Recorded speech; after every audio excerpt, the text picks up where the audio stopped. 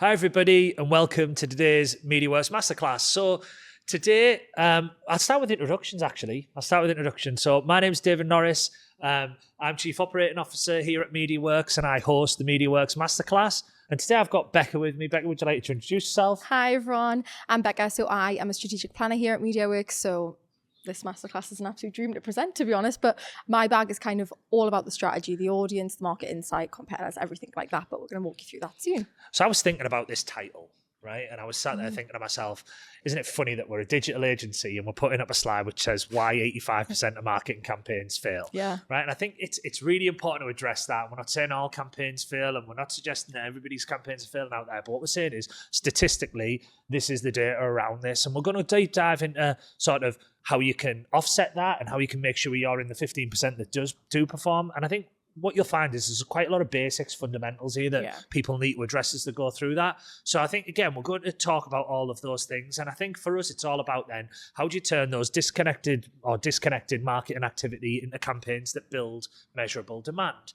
So what we're going to cover today is we're going to cover like what's actually changing. So what have been the big drivers of change? I'm going to say it now. I say it in every masterclass. I'll just put like AI into the mix, like on the table from the word go.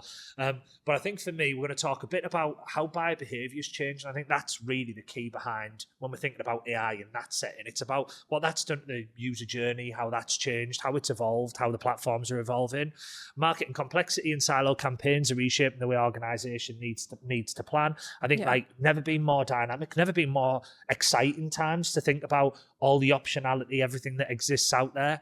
So I think we're going to cover a bit about like that up front. We're going to then talk about what still matters. So again, go into the fundamentals, because I think for me, the big thing is so many people aren't covering the fundamentals when you speak to them about marketing activity. You know, we're still having conversations with prospects out there who are going to them. So tell me a bit more about what you're trying to achieve for the channel or about what you're trying to achieve with this campaign. And there's a bit of a lack of clarity there. Quite a lot of that and a bit of a misalignment about the audience they're trying to speak to and the channels they're using to engage with it.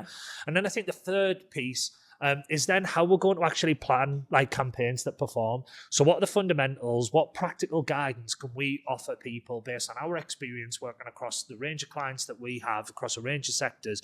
What are we actually trying to achieve in terms of how do we like give people that advice, guidance to make sure that their campaigns fall in that 15% rather than the 85%? Yeah. So that's what we're going to cover today. As I say, we do like a bit of audience participation. That has changed since the last time you were on, Becca. So again, what we'd like to do is, and we've asked this of people before, is if you can use your mobile phones or whatever device that you've got to scan the QR code that's on screen. And what we're able to do is, and it's really important for us just to understand a bit about, in this instance, we're going to ask sort of which part of campaign planning causes the biggest challenge in your organisation. So we've got options which are aligning teams, budget allocation, creative consistency, measurement and attribution, content production, prioritising channels. I can see that we're seeing responses now kick in. We'll start to see those responses show on screen in a second, so I can start to see those change. I can see, again, it's really interesting for us to see what your views are on this, because again, what we did was to come up with this set of questions and answers. We looked at what are the common things that we see mixed with what does the data actually say. So I'm really interested again just to see sort of people's response. I can see we've had over 30 responses, which is crazy, and I can't see the result, which is a bit frustrating. But what we'll do is we'll take away that data. Again, I think there'll be a fairly even spread around sort of aligning teams, budget allocation, creative consistency, measurement and attribution, content production, prioritising channels. So we will sort of take that forward as we go through this. But to move on from that, thanks for everybody's contribution there, by the way. Sorry that we couldn't see it, but we will, as I say, be using that as research when we follow up.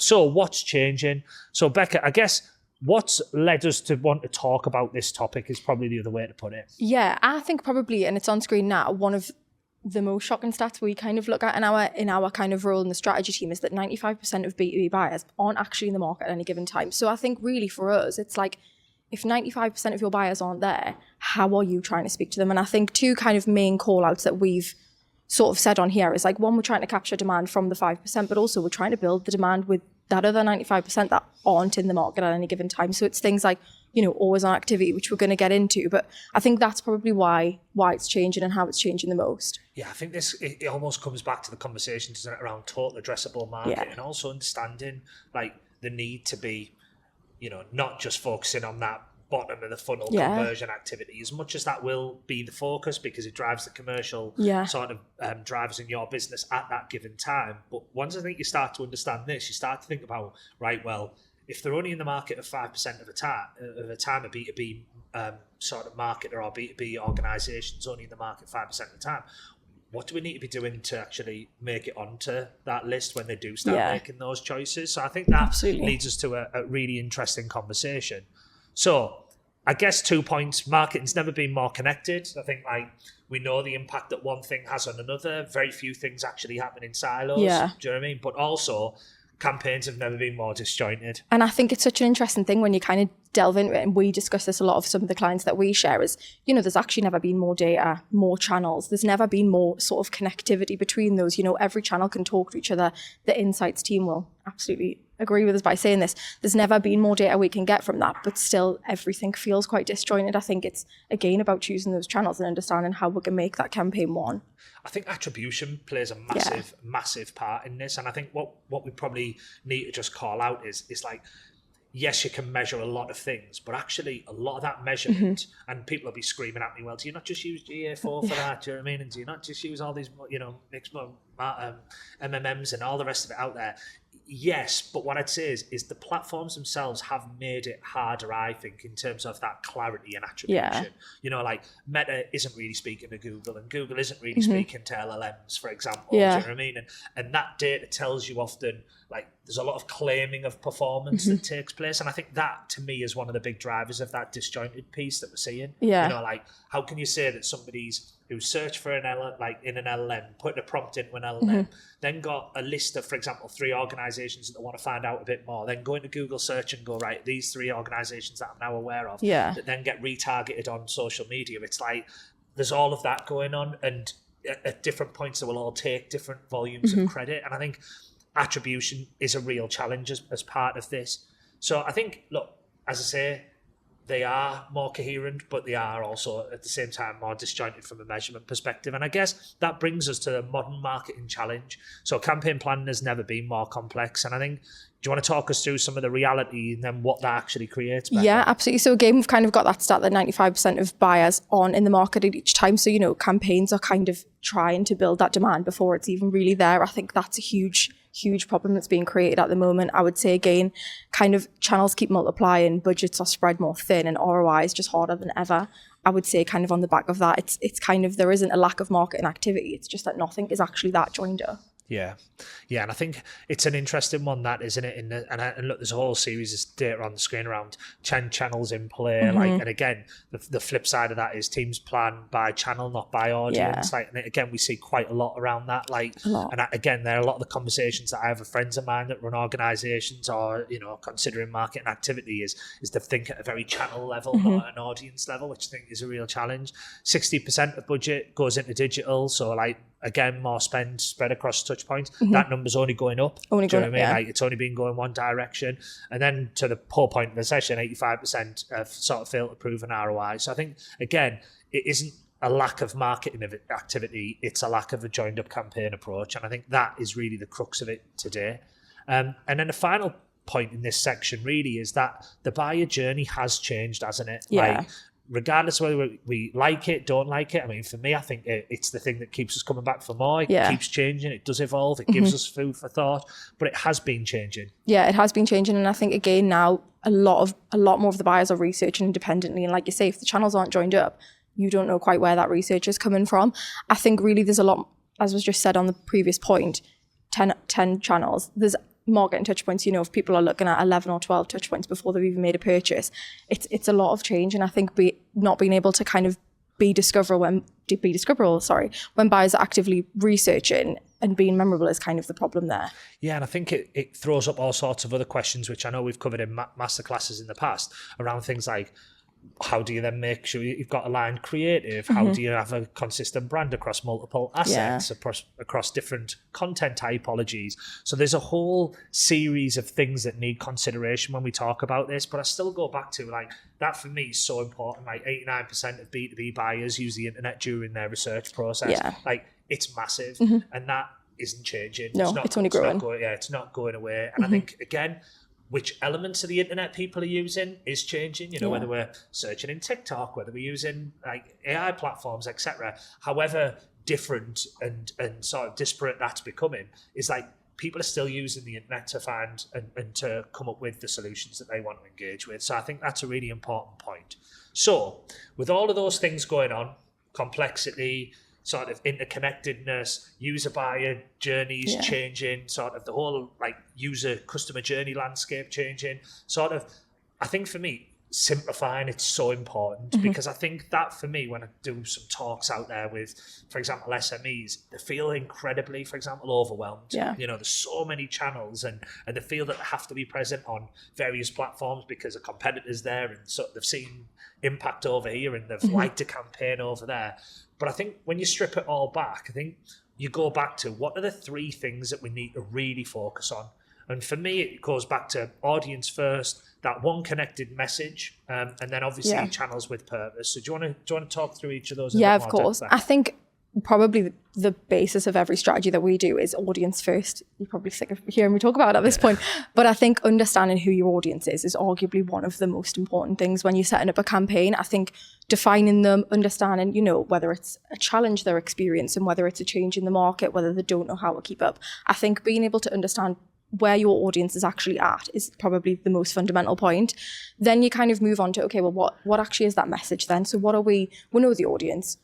What's the message we're trying to actually send to them? And especially if 95% aren't in the market at any time, it's kind of how do you tee up that message for when they're actually ready and it's been on that day one list. So again, understand one connected message, whatever the channel.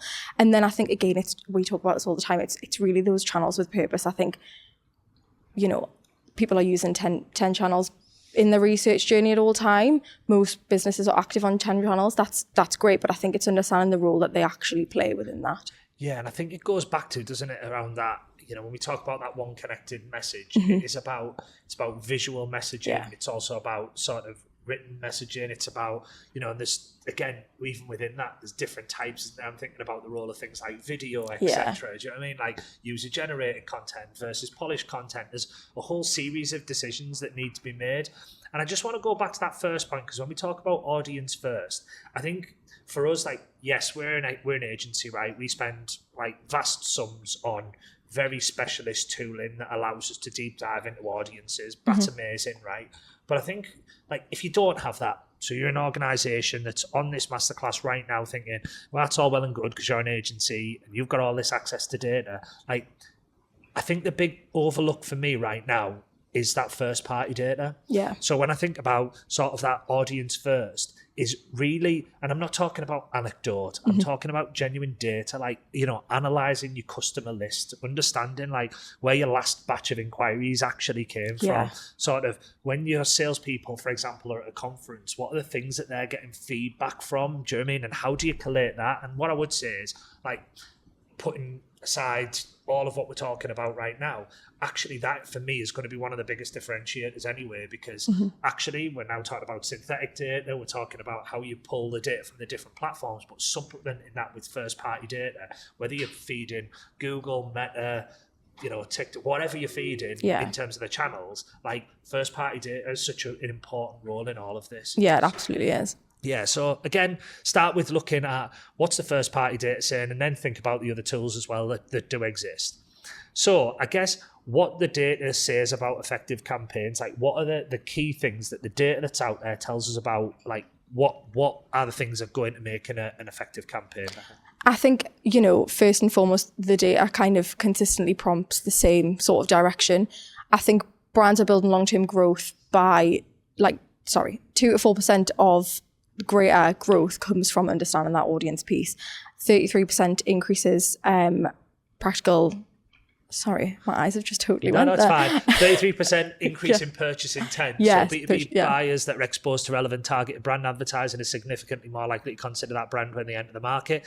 I think it's like, we know that it's not good enough to just be there at the point of purchase. Yeah. And look, it's a game you can play, but actually, like LinkedIn, for example, when we did masterclasses with them, we've been to their various events, we'll talk about how do you make it onto somebody's day one list. And they'll say, for example, that, 90% of people enter the market with a list of 3 organizations, which they refer to as your day one list. Yeah. So again, it's how do you actually sort of get onto people's day one list? And think about that from a product purchase yourself. Think about cars. Like when you go and buy a car, you're probably thinking of 3 brands that you're going to buy from that you could be swayed in each direction.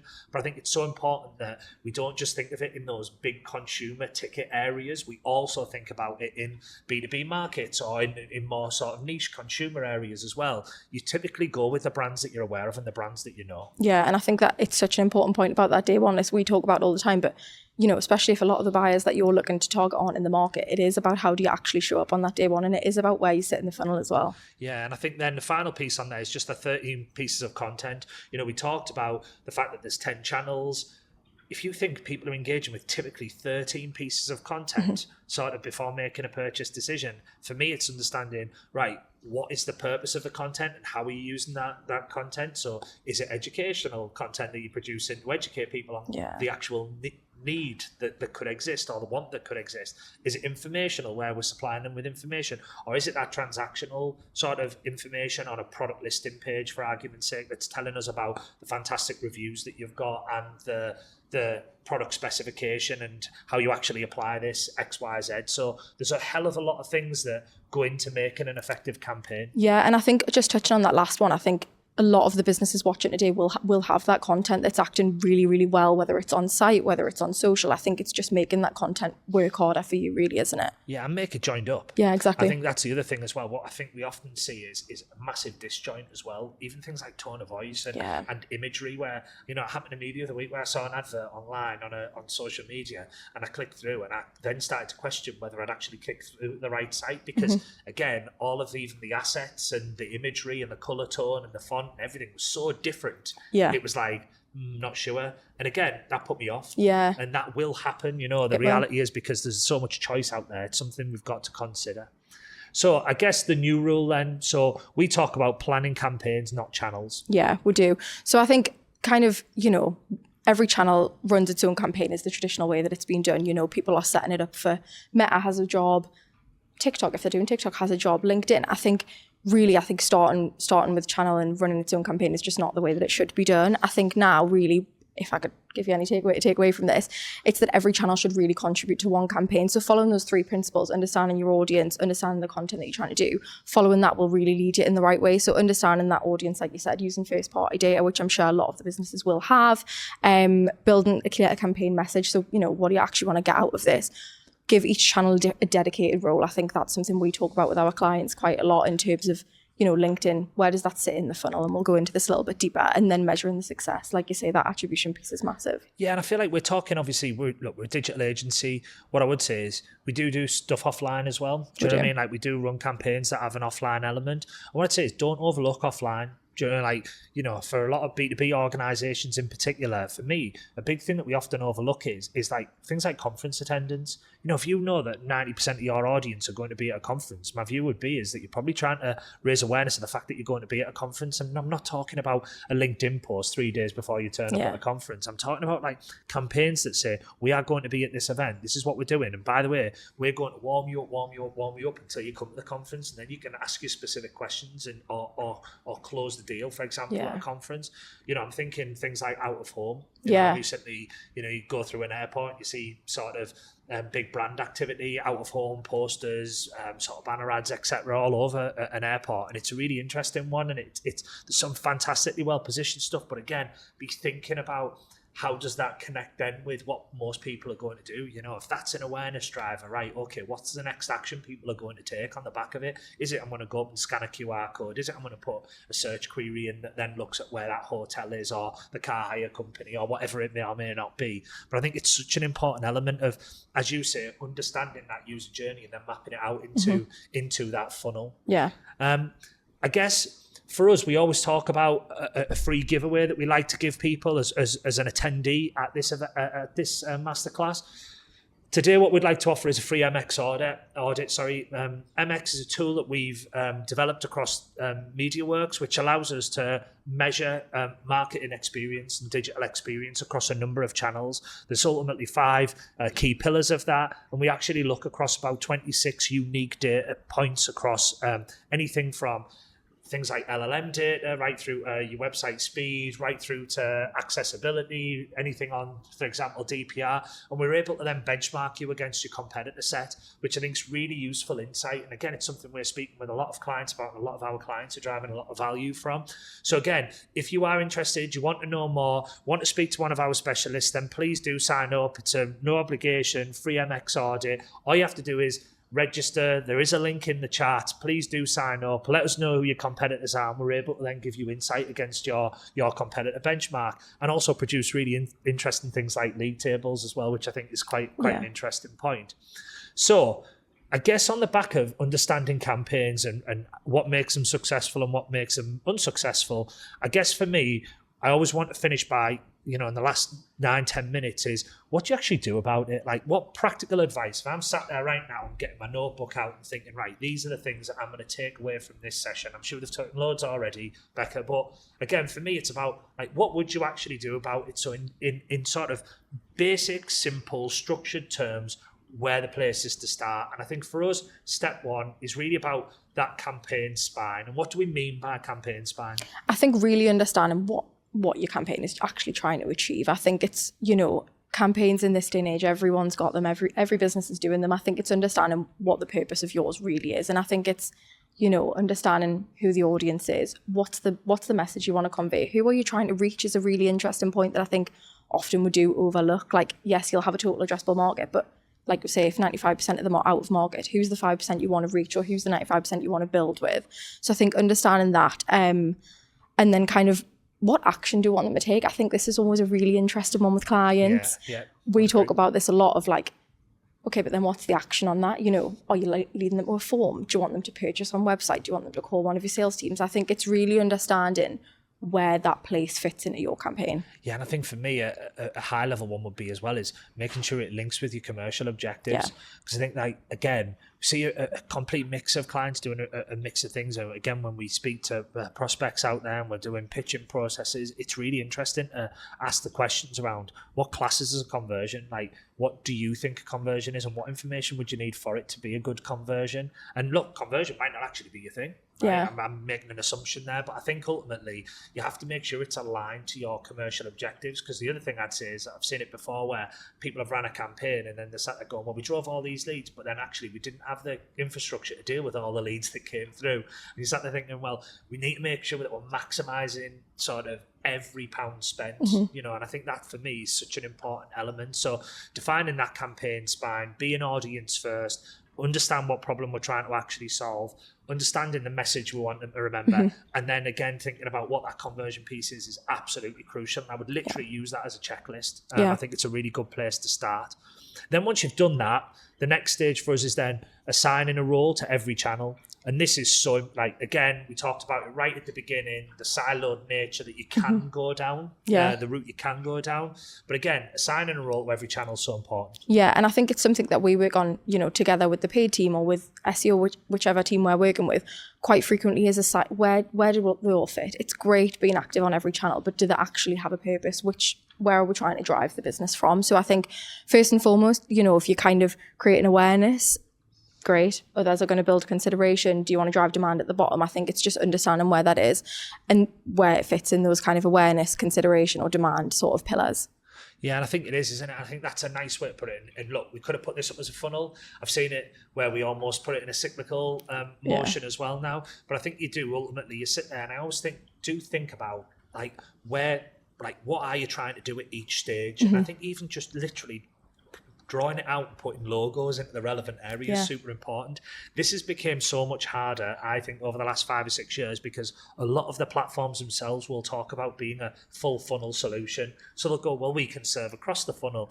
And I get that they can, but actually I'm sat there going, yeah, they can, But actually what we know is, for example, like, you know, in certain markets, we know that, for example, Google search is going to be the big conversion driver versus, for example, LinkedIn, which is going to be awareness activity. I'm not saying, by the way, that that is standard for all industries, because again, LinkedIn can be a conversion driver in the right industries. But what I'd say is it's about just mapping that piece out and going, like, every sort of channel has a role to play, and at what point does it have that role to play in terms of that awareness, consideration and demand piece. So I think that's such an important piece. So again, as in the first slide, checklist, this for me would be write down a funnel which starts at awareness, consideration and demand, and go through and go, right, based on the campaigns that we're running, where does that activity actually sit? Yeah, and I always think a good one to remember is that not every channel has to do everything. You know, it is really about understanding where they do fit. And I think, you know, making sure, I think again, it goes back to, we always say it, like brilliant basics, going back and making sure that every channel is contributing to the same campaign and the same mission. Yeah, and also making sure that we're not clashing. Yeah. Because I think that's the other area that I see quite a lot of, you know, where we'll see, for example, oh, we're going to run demand gen and we're going to do this, and then we're also going on YouTube. And I'm thinking, well, that's us absolutely nailed for awareness. But actually, we've got a big gap in that consideration piece. So again, it's just mapping that out and understanding where best to put your activity. Absolutely.